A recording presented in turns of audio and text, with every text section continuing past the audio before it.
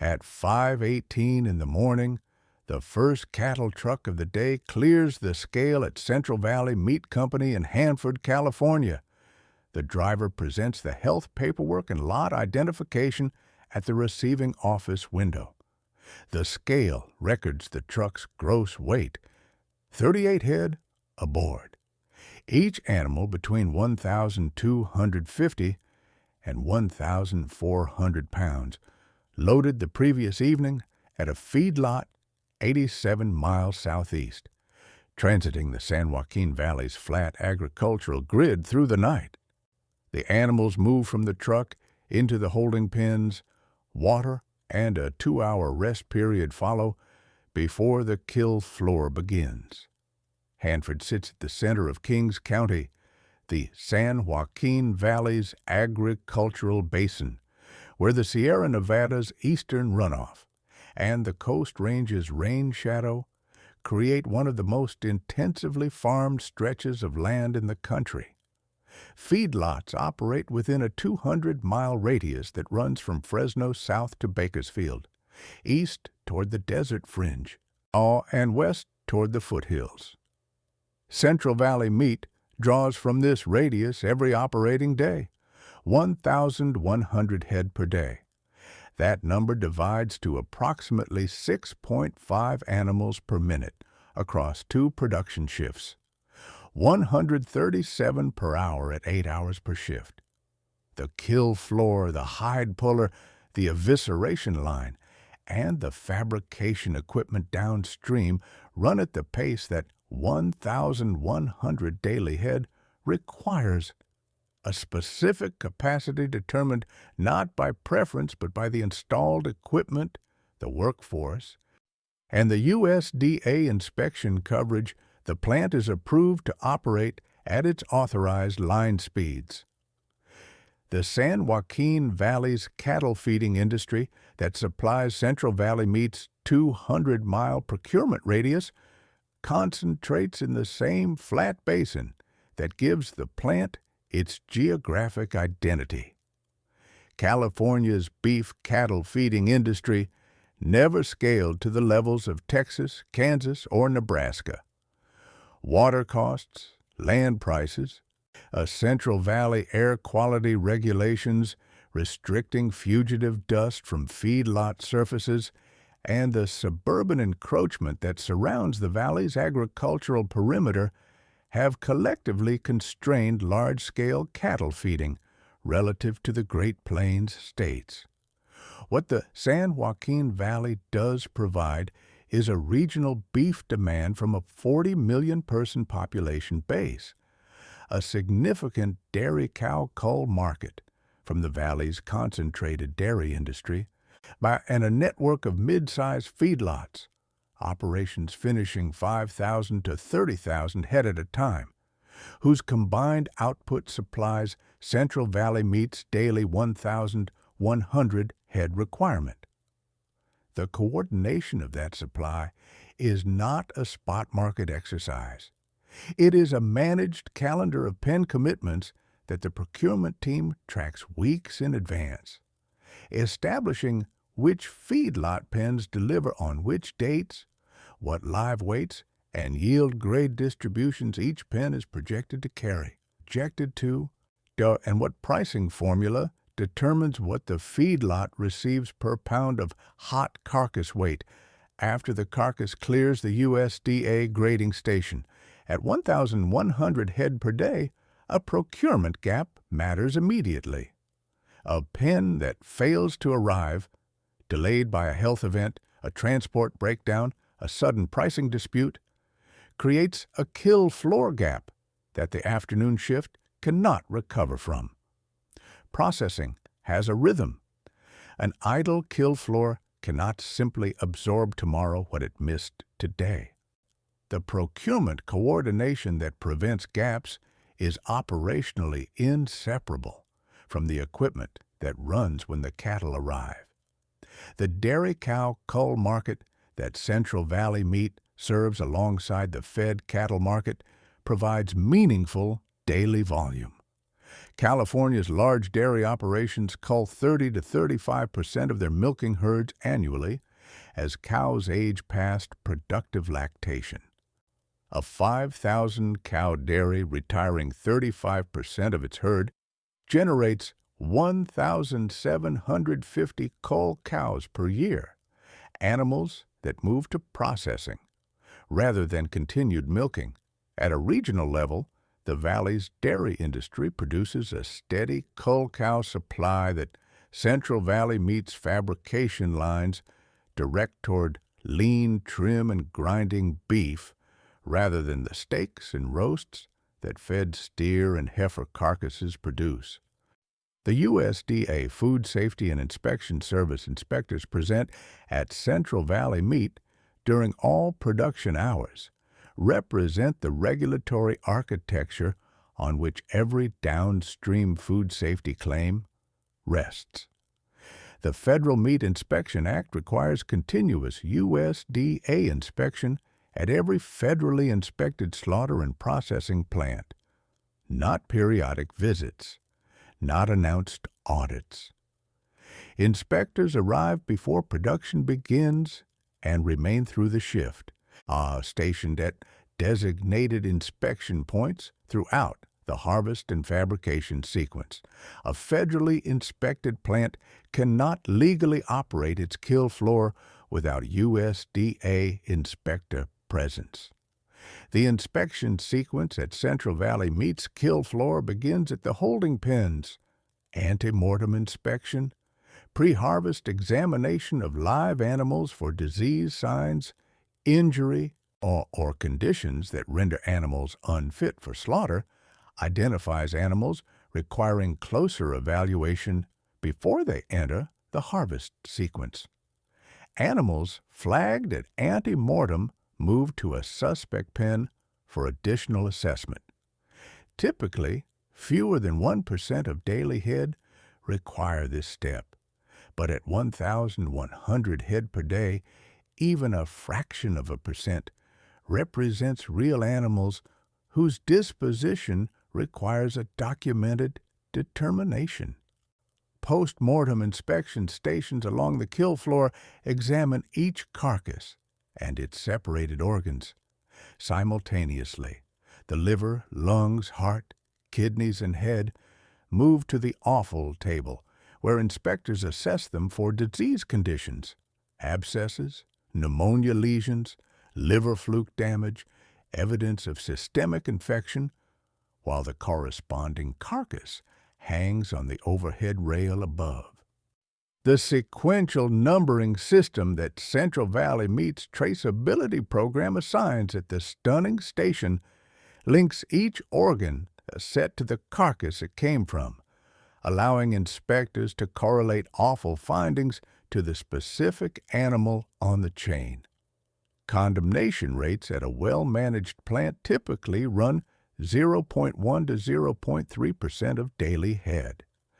At 1,100 animals, that is 1 to 3 carcasses per day whose processing generates zero revenue. The regulatory consequence of each condemnation, paperwork, documentation, specific disposal protocols, runs in parallel with the production line's continuing pace. The stunning system that opens the harvest sequence at Central Valley Meat uses penetrating captive bolt technology, the beef industry standard, to render each animal immediately insensible before the bleeding step begins. A captive bolt stunner delivers a hardened steel bolt into the frontal cortex of the animal's skull at the discharge point precisely positioned by the operator at the stun box. The bolt's velocity and diameter specifications must match the range of animal sizes the plant processes on any given day. A stunner calibrated for a 1,350-pound fed steer may underperform on a 1,800-pound Holstein bull from the dairy cull lot. The equipment maintenance and charge selection, the powder load or pneumatic pressure that drives the bolt, must account for this variation. USDA requires stun effectiveness verification, the observation check that confirms each animal is properly insensible before the bleeding step. An animal showing signs of return to sensibility after stunning, rhythmic breathing, eye response, writing reflex, requires immediate restunning before harvest proceeds. The verification step is not a quality control option. It is a HACCP regulatory requirement at a plant operating under continuous USDA inspection.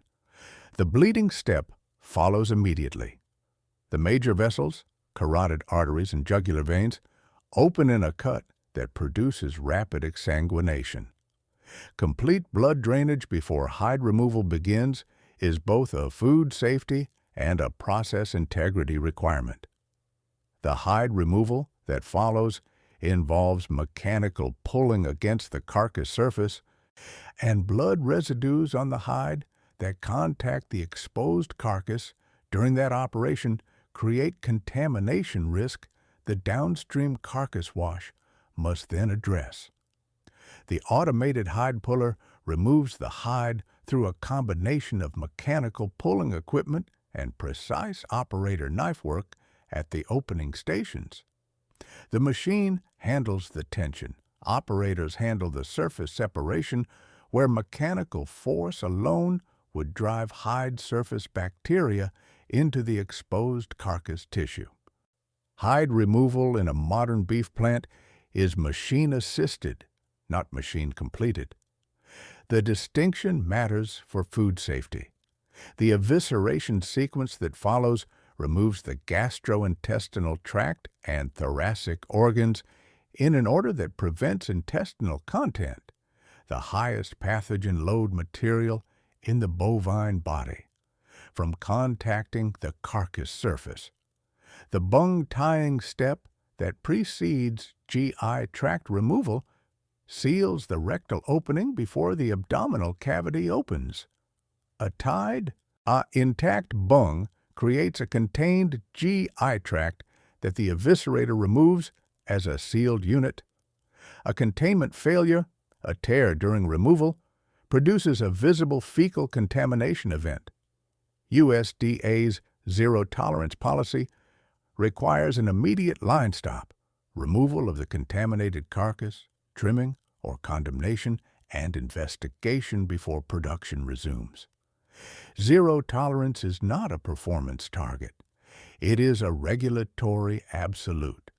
At 1,100 head per day, as the evisceration line processes roughly 1.5 animals per minute at sustained pace, each operator works within the time the line speed allows, seconds per animal, with technique and equipment positioning calibrated to that window. The bung tier, the eviscerator, the lung puller, and the offal table inspector operate in sequence across the same carcass in a choreography that the line speed dictates. After evisceration, split carcasses move through the carcass wash system, the multi-stage intervention that addresses the contamination accumulated through hide removal and evisceration before the carcasses enter the chilling sequence. Hot water washing at temperatures that achieve surface thermal reduction, as followed by organic acid application, lactic acid or peroxyacetic acid at concentrations and contact times that produce the 5-log pathogen reduction that USDA performance standards specify, forms the core of Central Valley Meat's carcass intervention system. The acid application equipment must maintain consistent concentration and coverage across the full surface of each carcass at 1,100 head throughput. Spray nozzles that clog or lose pressure at mid-shift reduce intervention effectiveness on the carcasses processed during that window. The microbiological testing that Central Valley Meat conducts as HACCP verification carcass sponge swabs collected at defined sampling points, submitted to the laboratory, produces the data that demonstrates the intervention system is performing within the targets the HCAL-IC-CP plan specifies. USDA's generic E. coli performance standard requires plants to demonstrate carcass contamination frequency within specified limits. A plant that fails the standard faces increased testing frequency, USDA system review, and potentially suspension of the grant of inspection. The blast chill cooler that receives split carcasses after the wash brings surface temperature from approximately 95 degrees Fahrenheit at kill floor exit to 34 to 38 degrees within 18 to 24 hours. At 1,100 head per day, the chill cooler holds 1,100 carcasses from the current day's production, alongside the previous day's inventory, still completing its chill cycle.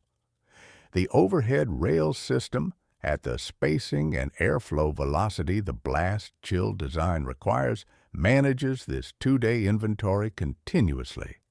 New carcasses entering at the harvest end, while fabrication-ready carcasses exit at the downstream end.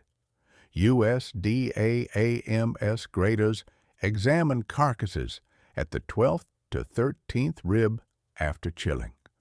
Yield grade, the ratio of saleable lean to total carcass weight, and quality grade, the marbling and maturity assessment that determines prime, choice, select, or standard designation, appear in the grading record that returns to the feedlot supplier as the performance data on their specific cattle.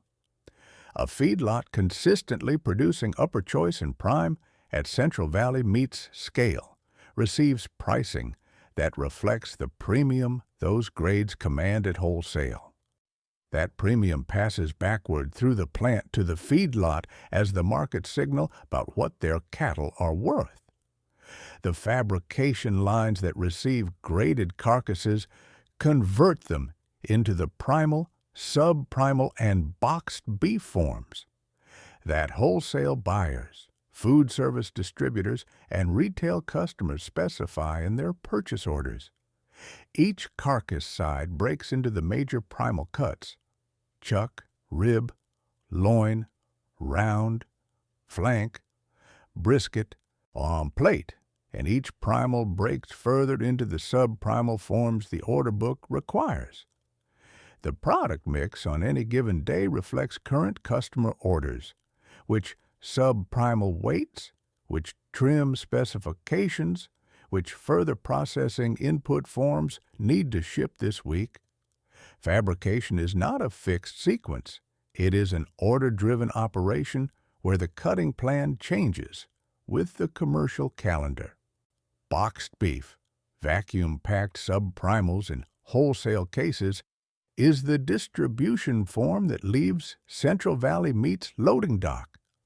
The vacuum packaging removes oxygen from the package environment, extending refrigerated shelf life from the days that aerobic packaging allows to the weeks that vacuum-sealed sub-primals maintain under proper cold chain conditions.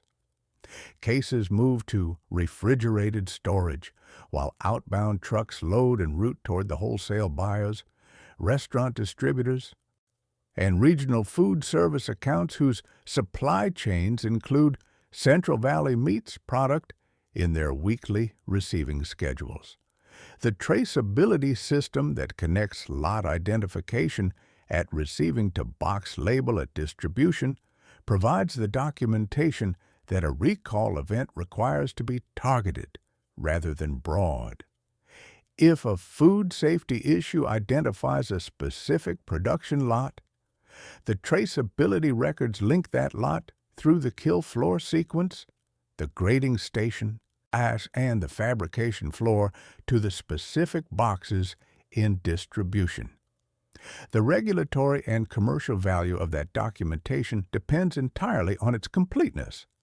A traceability gap at any stage reduces the precision of any recall response the documentation must support. 1,100 head per day in Hanford, California, positioned Central Valley meat at a specific point in the national beef supply chain.